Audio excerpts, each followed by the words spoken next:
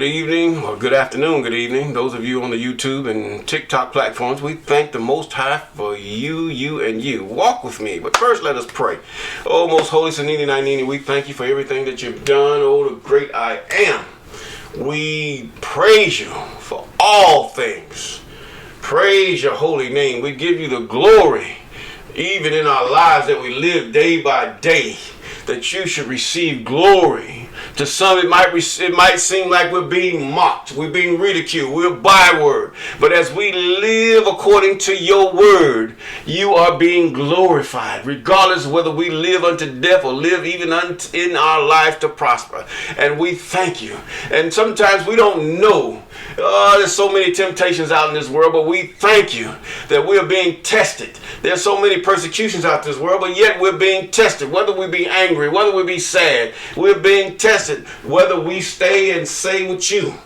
Oh, glory to your holy name. We glorify you even from the tip of South America all the way to Canada. Yes, our enemies, they're prospering. Oh, yes, they're prospering all the way from South Africa. Oh, even up to Egypt and Europe and all that. Yeah, they're prospering. They're laughing. Oh, they've ripped off the countries. They've stole the resources. They've done all these things and said, what fool? But oh, unto your glory shall we be exalted. Yes, we shall be exalted if we faint not.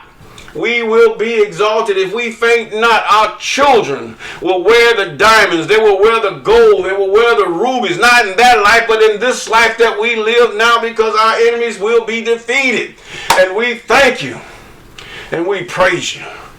Oh, yes, our women will be able to dress up as before with gold dresses and nice jewelry upon them. And the men with their bags and gold rings. Yes. And yet praising your most holy name. And we thank you for everything. That thing is done, even as your word says done. Yes. Oh, yes, we look for that glorious day. Whether we're dead or alive, we're going to see it. We're in Genesis chapter 39. Genesis chapter 39. Like I said before, good morning, good afternoon, good evening. Those of you on TikTok and the YouTube platforms. And Joseph was brought down to Egypt, and Potiphar, an officer of Pharaoh, the captain of the guard, an Egyptian, brought him of the bands of the Ishmaelites. Ishmaelites, they really was his kinfolk, which had brought him down thither. And the Most High, even Sanini was with Joseph, and he was a prosperous man, and he was in the house of his master, the Egyptian. And his master saw that the I am that I am was with him, and the Most High made all that he did to prosper in his hands. You know, every idea, everything that he had, it was prospered. I mean, it benefited not only Egypt, but it did benefit the captain of the guard. Okay, in verse 4, Joseph found favor. This says grace, but favor in his sight. See, when you say grace, see, people like to say grace, but grace only is another word for favor in today's English. Favor.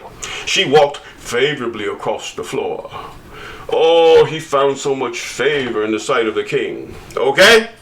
See, they're giving you all this old English stuff, and you know their way of thinking. Now, Joseph found favor in his sight, and he served him, and he made him overseer over his house and all that he had put into his hand. A man of nobility. Joseph was like the butler. Took care of everything. Potiphar didn't have to worry about nothing. Not one thing. Potiphar did not have to worry about nothing. And it came to pass from that time that he had made him overseer in his house and over all that he had, that the Most High blessed the Egyptian's house for Joseph's sake. And the blessing of the Most High was upon all that he had in the house and in the field. Now, what are we talking about? In other words, how the house was ran, how the house was clean, how the house was taken care of, the finances and everything. He was the butler, as you can put it. The butler, but he was in bondage. Okay, verse 6, and he left all that he had in Joseph's hand, and he knew not all he had. He didn't know what he had, but he left that up to Joseph to take care and account for everything that he had. save the bread which he did eat. And Joseph was a goodly person. I mean, honorable, noble, a man of nobility, and well favored. And it came to pass after these things that his master's wife cast her eyes upon Joseph. You know, this nice young, maybe 17 to 19-year-old young man she saw with bustling chest and all this other stuff. And her eyes just got bloom. They got out of there. Now, and it came to pass, a cougar. And after these things, his master's wife cast her eyes upon Joseph, and she said, lie with me.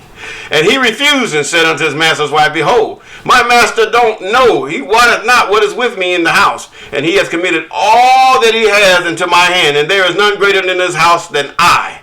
Neither hath he, even his guards had to pay attention to Joseph. Joseph had a command, but yet he was under one man. Neither hath he kept back anything, I'm still in verse 9, from me, but thee, because thou art his wife. I don't want you.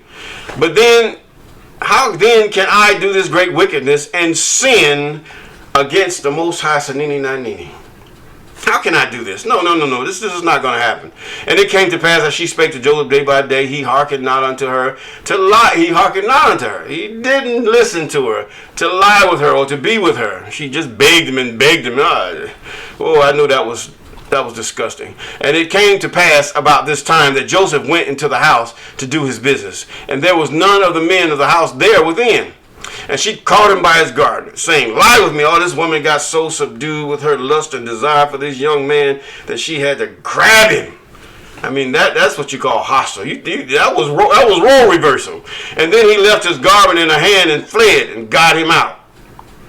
And it came to pass when she saw that he had left the garment in her hand and was fled forth. Now, verse 14, she called unto the men of her house and spake unto them, saying, see, he hath brought an Hebrew unto us to mock us. He had came into me and lied with me, and I cried with a loud voice. And it came to pass when he heard that I lifted up my voice and cried, he left the garment with me and fled and got him out. And she laid upon his garment by her. In other words, she smelled it and everything. But anyway, until his Lord, or until Potiphar came home.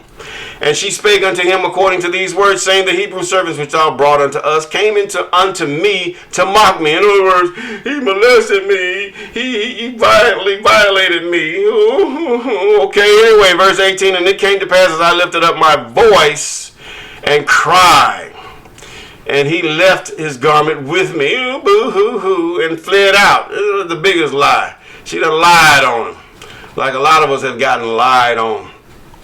And it came to pass when his master heard the words of his wife, which she spake unto him, saying, after this manner did thy servant to me, that his wrath was kindled. And Joseph's master took him and put him in prison, in place where the king's prisoners were bound, and he was there in the prison. But the Most High was with Joseph, and he showed mercy and gave him favor in the sight of the keeper of the prison. In other words, you can tell a person is trustworthy. A noble person, a person that will not do wrong. They will do exactly what they're told. This was the type of person Joseph was, yet a young man. But, you know, more likely that he could see that the man was like, this boy didn't do nothing. What's wrong with these people? This boy is a good boy, you know, a good young man. Okay, and he gave him favor in the sight of the keeper. This is what God did because he knew Joseph's heart. Now, or Joseph's heart. The J was not in that time. And the keeper of the prison committed Joseph's hand all the prisoners that were in the prison.